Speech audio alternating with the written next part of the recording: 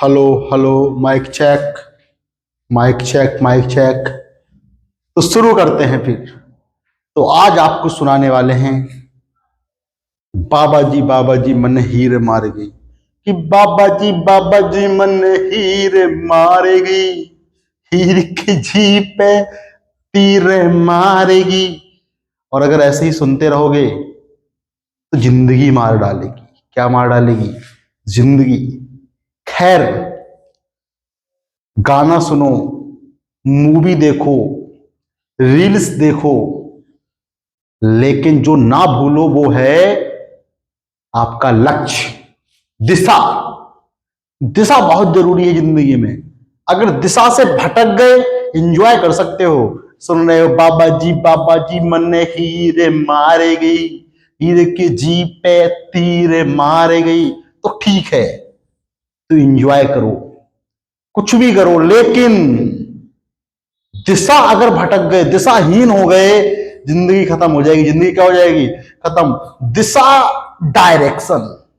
Direction से हमें याद आया कि आपके 2 लेक्चर कंप्लीट हो चुके हैं। चैप्टर नंबर 1 विद्युत आवेश तथा क्षेत्र के 2 लेक्चर आप लोग देख चुके हो। धुरंधर सीरीज चल रही थी, धुरंधर सीरीज में हम लोग मचा रहे हैं।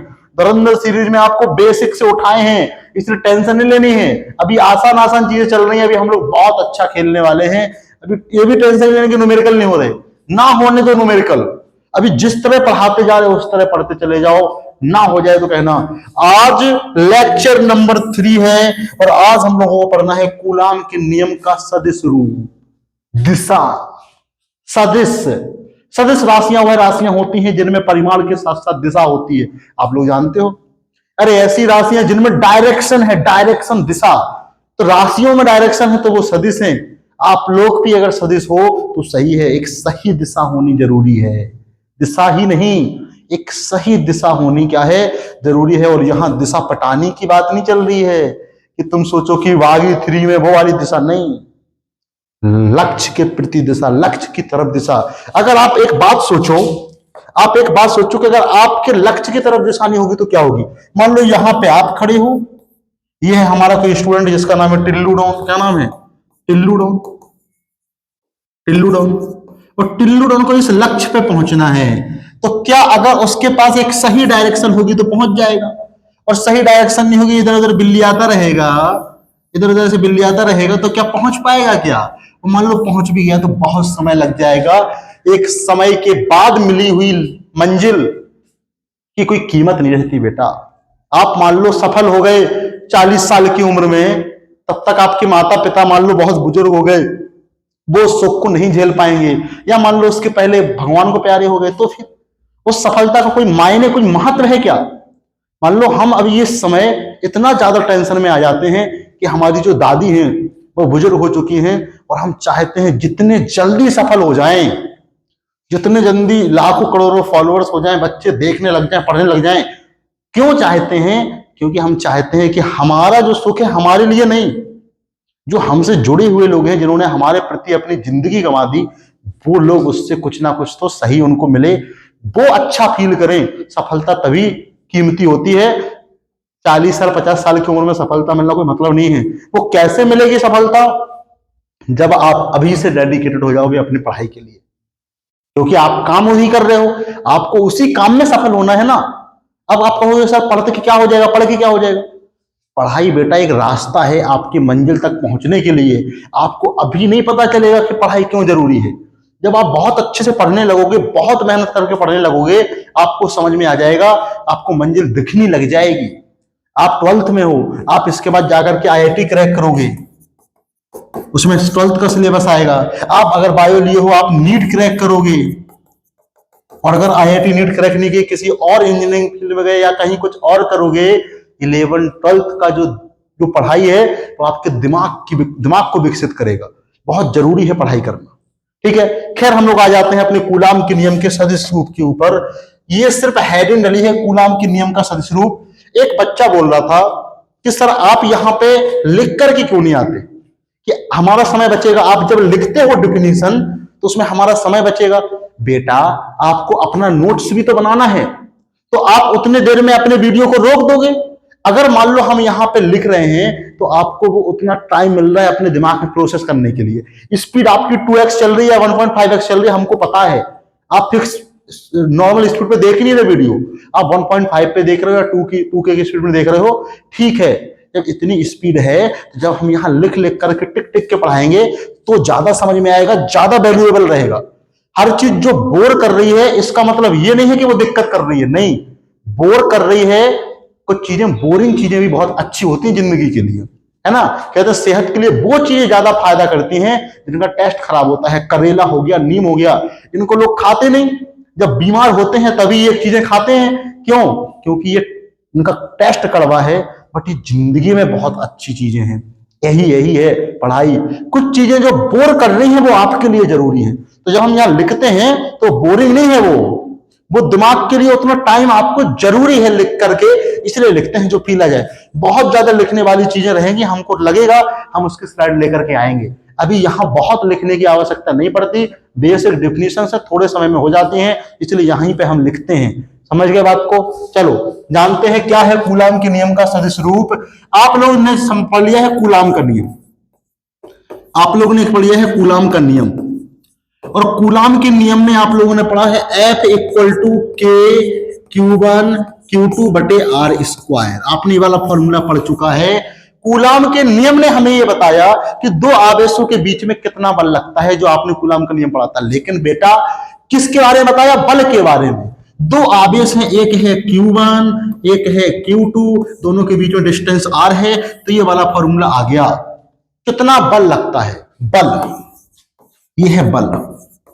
बल, बल कैसी राशि है सर? बल सदिश राशि है, बल सदिश राशि है। तो बल का सिर्फ परिमाण बताया गया ना, के Q1 Q2 आर स्क्वायर ने सिर्फ बल का परिमाण बताया है, दिशा के बारे में कोई चीज नहीं बताई। और जब दिशा के बारे में कोई चीज नहीं बताई, इसका मतलब है कि कूलाम का नियम कंप्लीट नहीं है, या कूलाम के नियम ने जिस बल के बारे में बताया है वो बल कंप्लीट नहीं है। बल में परिमाण के साथ साथ दिशा भी होती है। तो क्या कहेंगे हम लोग कहेंगे कि कूलाम के नियम से जो बल का व्यंजक आया है के Q1 Q2 बटे आर स्क्वायर, इसको दिशा के साथ व्यक्त करना कहलाता है कूलाम के नियम का सदिश रूप। फील करो, कूलाम के नियम का सदिश रूप है कि कूलाम के नियम से जो बल का व्यंजक प्राप्त हुआ है उसको दिशा के साथ व्यक्त करना कहलाता है कूलाम के नियम का सदिश रूप। समझे? कूलाम के नियम से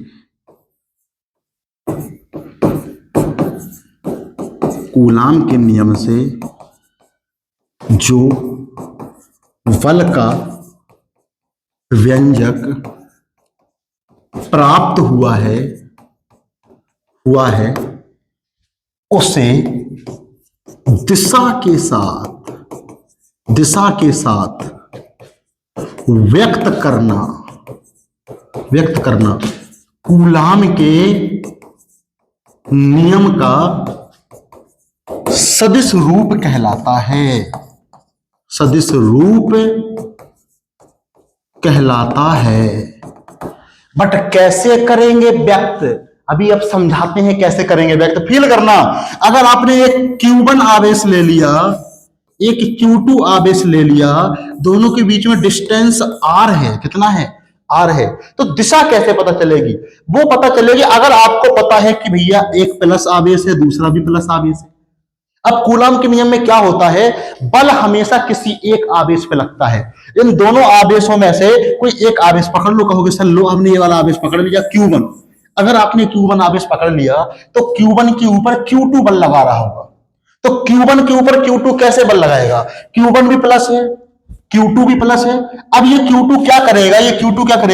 ये Q2 Q1 को दूर ढकेलेगा, दूर इस डायरेक्शन में ढकेलेगा। ये वाली दिशा हो जाएगी किसकी?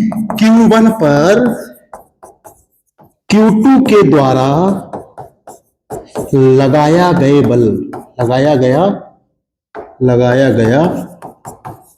बल। फील करो, Q1 है, ये Q2 है, Q1 पर Q2 बल लगा रहा है। अगर आपको ये फिक्स पता है कि अगर ये प्लस है और ये प्लस है तो इस प्लस के ऊपर ये Q2 क्या करेगा? इस दिशा में बल लगाएगा। आपको कॉन्सेप्ट क्लियर करवाते हैं। अगर आपके पास दो प्लस प्लस आवेश हैं, अगर ये Q1 है, ये Q2 है, तो Q1 पर Q2 इस दिशा में बल लगाएगा। अरे भाई, Q1 पर अगर Q2 की बात करें तो Q1 पर Q2 क्या करेगा? Q2 धक्का देगा इसको। अरे Q2 प्लस है, प्लस प्लस एक दूसरे को प्रतिकर्षित करता है। अगर हम बात करें Q2 पर Q1 के द्वारा लगाया गया, Q1 के द्वारा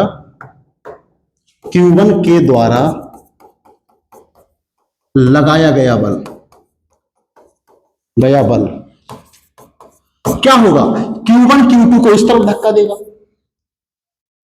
अगर एक प्लस होता, एक निगेटिव होता, अगर ये Q1 होता, ये Q2 होता, ध्यान से देखना, Q1 पर Q2 के द्वारा लगाया गया बल इसके ऊपर इसके द्वारा ये क्या करेगा? इसके साथ ये निगेटिव है, कहेगा अट्रैक्ट होगा, इस तरफ हो जाएगी दिशा।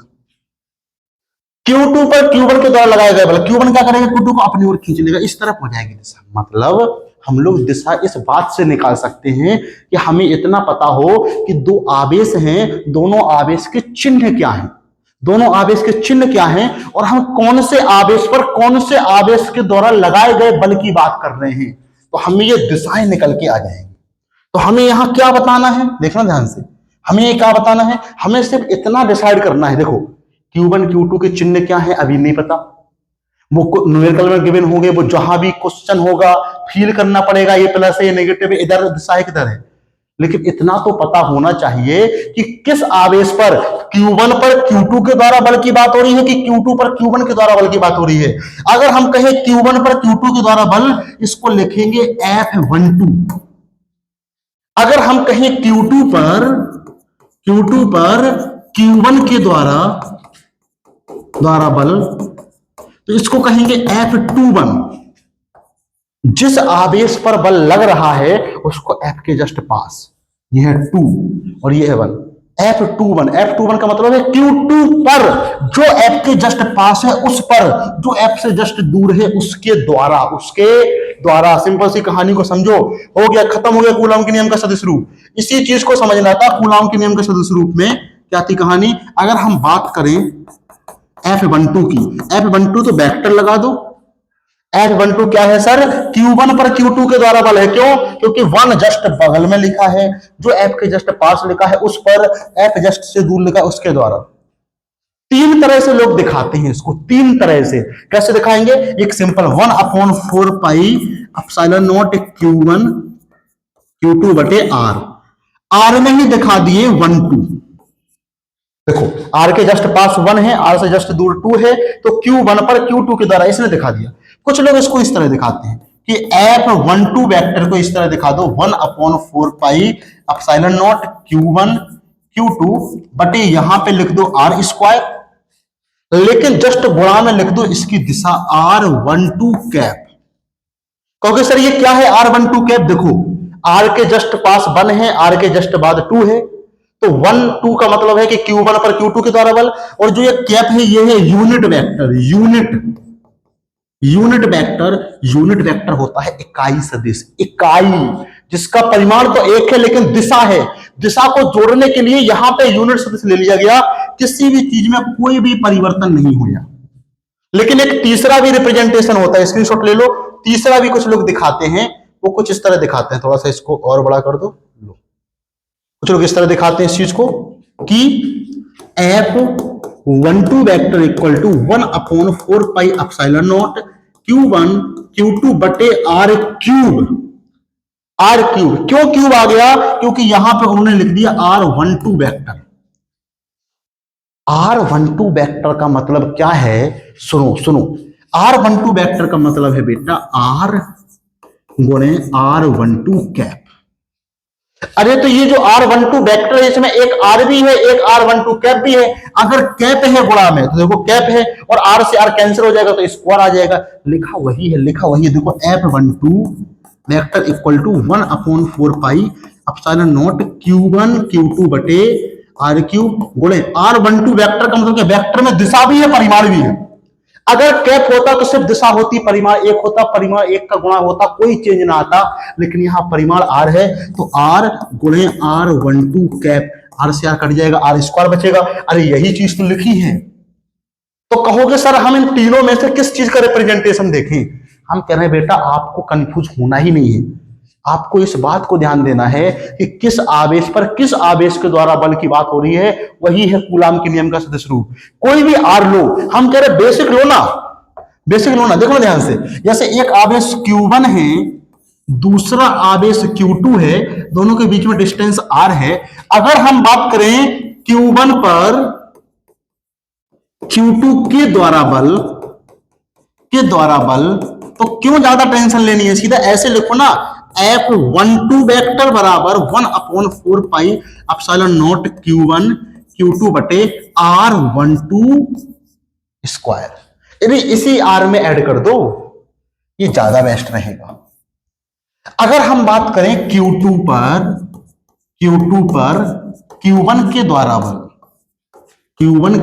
बल, तो इसी में ऐड कर दो F21 वेक्टर बराबर 1/4 pi epsilon not Q1 Q2 बटे R21। इस R में, अरे यहां 21 है तो यहां भी 21 होगा। अरे एक पक्ष को दिखा दिया, दूसरे पक्ष को भी तो दिखाना ही पड़ेगा, R21 स्क्वायर। ये कहानी एकदम क्लियर है, लेकिन दिक्कत एक चीज और है। वो दिक्कत ये है कि इस वाले का काम आता है बहुत जगह, F इक्वल टू इस वाले का काम आता है ये बहुत जगह, देखना ध्यान से, इस वाले फॉर्मूले का। अगर हम बात करें Q1 पर Q2 के द्वारा बल, तो F12 वेक्टर बराबर 1/4 pi epsilon not Q1 Q2 बटे R क्यूब और R12 वेक्टर। क्लियर है कहानी? इस वाले फॉर्मूले का, वेक्टर वाली कहानी का फॉर्मूला कई बार काम आएगा, देख लेते हैं कहां पे। अगर आपने एक क्वाड्रेंट ले लिया, क्या ले लिया? क्वाड्रेंट मतलब चतुर्थांश। एक चतुर्थांश की आप बात कर रहे हो, आपने एक चतुर्थांश बना लिया। लो, अब क्वेश्चंस की रिक्वायरमेंट कुछ भी हो सकती है। अरे ठीक है, फिजिक्स में अलजेब्रा घुसा दिए, मैथ फिजिक्स एक ही तो है, एकीकरण हो गया यहां पे। अगर इस अलजेब्रिक कहानी में अगर ध्यान से देखो, ये मूल बिंदु है, ये क्या है बेटा? आपका मूल बिंदु।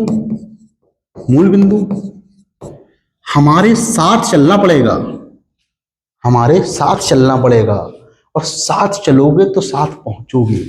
कहां पहुंचोगे? जहां हम लेके जाना चाहते हैं। हम आपको लेके जाना चाहते हैं, आप हिंदी मीडियम के हो, हम आपको अपने अंदर की भावना बताएं। हमने बहुत जलीलियत सही है हिंदी माध्यम में होके, हम कोटा पढ़ने गए, वहां भी हमको लगा कि हिंदी माध्यम की क्लासें वो नहीं है जो है। हमने जब कोई बैच खरीदा ऑनलाइन, जब देखा, हमको लगा कि हमको इन टीचरों से पढ़ना है, हमको एनवी सर से पढ़ना है, हमको एमआर से पढ़ना है, लेकिन ये हिंदी मीडियम में पढ़ा ही नहीं रहे। हम वो देना चाहते हैं अपने स्टूडेंट्स को हिंदी मीडियम में कि उनको अपने आप में कमतरी महसूस ना हो। हम 12th से लेकर के लेके जाना चाहते हैं बच्चों को IIT तक, नीट तक। और हम पढ़ाते भी हैं ऑनलाइन, IIT नीट के बच्चों को हम ऑनलाइन पढ़ाते हैं। उसकी एक बड़ी जर्नी है। को कहोगे सर कि आप सिर्फ IIT के टीचर हो सकते हो, आप सिर्फ नीट के हो सकते हो, आप झूठ बोल रहे हो कि आप IIT नीट दोनों पढ़ा रहे हो। ऑफलाइन में आप आके देख लो, प्रयागराज के अंदर बहुत सारे संस्थानों में हम नीट को भी पढ़ाते हैं, IIT को भी पढ़ाते हैं। उसकी एक लंबी स्टोरी है कि हम क्यों दोनों को पढ़ा पा रहे हैं, वो आपको हम कभी विस्तार से बताएंगे। लेकिन आप इस बात को समझो, हमारा लक्ष्य ही है कि हिंदी माध्यम का बच्चा अपने आप को कमजोर ना समझे। और वो तभी पॉसिबल हो पाएगा जब आप इस चीज को मान लो, स्वीकार कर लो कि हम बहुत महान हैं। ओके सर, ऐसे कैसे? आपको स्वीकार करना पड़ेगा, आप जजमेंटल नहीं हो सकते। दिक्कत पता क्या है? दिक्कत सबसे बड़ी ये है कि आजकल का जो बच्चा है वो इतना वो हो चुका है, इतना सोच से गिर चुका है कि वो इस बात को स्वीकार ही नहीं करना चाहता, जिसके कम व्यूज हैं, जिसके कम सब्सक्राइबर हैं, वो अच्छा टीचर नहीं हो सकता।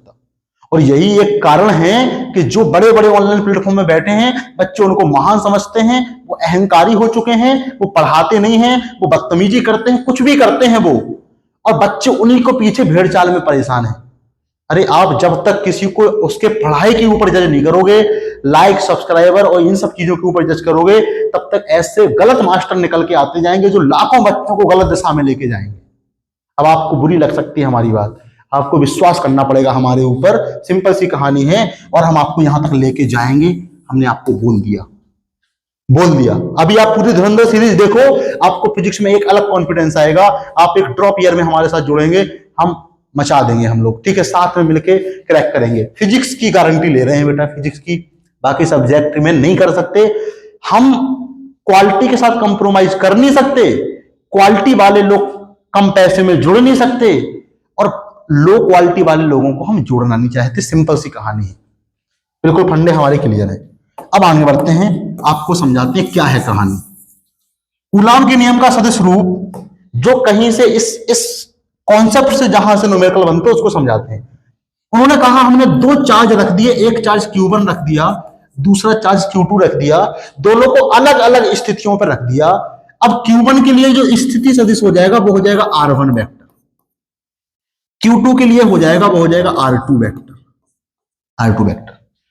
इसे बोलते हैं स्थिति सदिश। समझो स्थिति सदिश क्या होता है, किसी बिंदु की स्थिति को दिखाने के लिए जिस वेक्टर का यूज करते हैं उसे स्थिति सदिश। जैसे जैसे जैसे अगर ये चतुर्थांश से यहां पे कोई एक बिंदु है, मान लो P बिंदु है, उसका स्थिति सदिश है मान लो A वेक्टर। क्या है? A vector. अगर ये 2D में हम ज्योमेट्री समझ रहे हैं तो x, y होगा ये बिंदु, इस बिंदु के निर्देशांक। अगर 3D में है तो x, y, z होगा कि नहीं होगा? तो इसका स्थिति सदिश क्या हो जाएगा? A वेक्टर बराबर हो जाएगा xi cap plus yj cap plus zk cap. 3D की बात चल रही है, अगर z भी है 3D की बात। यह है इसका स्थिति सदिश। हम लोग सिर्फ वेक्टर की बात करके चलेंगे। दिशा क्या होती है स्थिति सदिश की? स्थिति सदिश की दिशा होती है मूल बिंदु से उस बिंदु की तरफ। यानी जो Q1 वेक्टर है उसकी दिशा ये हो जाएगी मूल बिंदु से Q1 की स्थिति की तरफ, और इस Q2 की क्या हो जाएगी? मूल बिंदु से Q2 की तरफ। लेकिन हमको चाहिए ये वाली कहानी, हमने कहा कि हमारा जो लक्ष्य है इस स्थिति में कि जो Q1 है वो रखा है R1 वेक्टर की स्थिति में, यानी उसका स्थिति R1 है, Q2 जहां रखा है उसका स्थिति सदिश R2 वेक्टर है। आपको निकालना है Q2 पर Q1 के द्वारा बल, Q2 पर Q1 के द्वारा बल। पहली कहानी। दूसरी कहानी में हम लोग निकालेंगे Q1 पर Q2 के द्वारा बल। अब जो यहां पे आप जो ये कहानी लिखोगे Q1 Q2 के बीच की कहानी, जब Q2 पर Q1 के द्वारा बल की बात कर रहे हो तो सर अब दिशा कैसे बनाओगे? दिशा आपको अपने मन से नहीं बनानी, आपको फील करना पड़ेगा। अब कैसे फील करोगे उसकी कहानी को समझना। हम जब यहां Q1 Q2 के कोई चिन्ह नहीं लिए गए तो आपको यह समझो कि एक दोनों को प्लस मान लो, एज्यूम कर लो दिमाग में प्लस है। सर दिशा बनाएंगे कैसे? दिशा ऐसे बनाएंगे, हम किसकी बात कर रहे हैं? Q2 पर Q1 के द्वारा बल की बात कर रहे हैं ना। Q2 को पकड़ लो, Q2 पर Q1 क्या करेगा? इसको धक्का देगा इस दिशा में, ये दिशा हो जाएगी, और ये क्या हो जाएगा? ये हो जाएगा R21 वेक्टर। बेटा Q2 पर Q1 के द्वारा, Q2 पर जिस पर उसको जस्ट पास, जिसके द्वारा उसको जस्ट दूर। समझ गए कि नहीं समझ गए? अगर हम बात करते Q1 पर Q2 के द्वारा बल की तो अब उसको देख लेंगे पहले। अब इस चीज में, इस कहानी में देखो हम लोग को क्या लिखना है? हम लोग को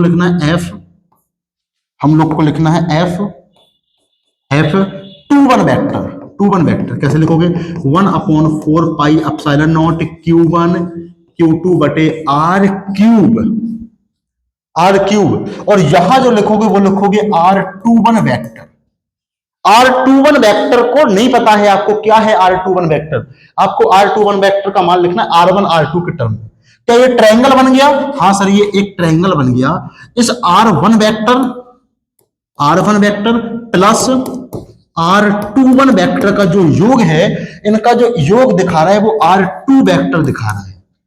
अरे बेटा देखो, इसकी पूंछ ये इन दोनों का एडिशन, आपने सदिशों के योग का त्रिभुज नियम पढ़ा है। सदिशों के योग का त्रिभुज नियम, इन दोनों का जो एडिशन दिखा रहा है वो R2 वेक्टर दिखा रहा है। तो यहां से R, यहां से अरे 2 सेकंड रुक जाओ। यहां से R21 वेक्टर बराबर क्या हो जाएगा? R2 vector minus R1 vector. अरे बेटा R1 को इधर भेज दो तो माइनस में चला जाएगा, तो R21 की जगह पे क्या लिख सकते हो? R2 vector minus R1 vector आ गया आपका। F21 वेक्टर बराबर 1/4 pi epsilon not Q1 Q2 बटे R क्यूब, और यहां पे क्या लिख सकते हो? R2 vector minus R1 vector. छप गया, खत्म हो गई मैटर। यही कहानी समझनी है। अब हम समझेंगे कहानी Q2 पर Q1 के द्वारा बल। इसको पहले छाप लो। अब यहां दिशा, दिशा मेन है, जरूरी है दिशा, दिशा जरूरी है, समझना ध्यान से, समझना, लिखना। अब दिशा ये है आपका, मान लो R12 वेक्टर। क्यों आपको R12, अरे हमने दिशा नापी ही नहीं, दिशा है क्या, पहले लिख लेते हैं। F12 वेक्टर बराबर 1/4 pi epsilon not Q1 Q2 बटे R12, नहीं R क्यूब और फिर R12 वेक्टर।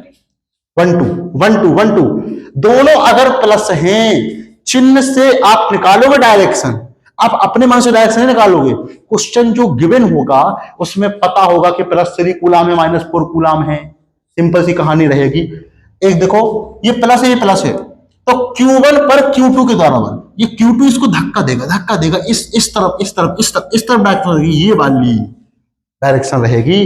तो देखो अब त्रिभुज नियम में R2 वेक्टर R12 वेक्टर क्या है, एडिशन हो जाएगा। इस कहानी में क्या आ जाएगी कहानी, देखो हो जाएगा R2 vector plus R12 vector equal to हो जाएगा R1 वेक्टर की।